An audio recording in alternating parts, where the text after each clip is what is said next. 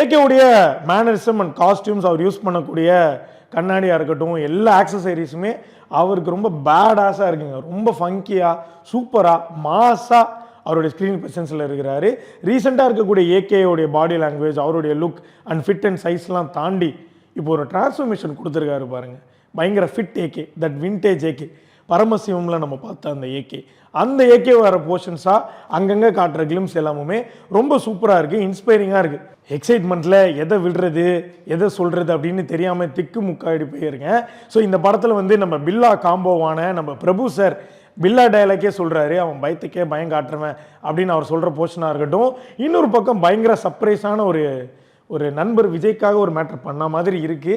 நம்ம யோகி பாபு அவர்கள் சொல்லக்கூடிய வசனம், அண்ணன் வர்றார் வழிவிடு அப்படின்னு நம்ம மாஸ்டரில் வந்து நம்ம விஜய் சாருக்கு வந்து அந்த ஒரு ஃப்ரேஸ் வந்து ஃபேமஸ் ஆச்சு, ஒரு மாதிரி சூப்பராக ஃபிட்டின் ஆச்சு.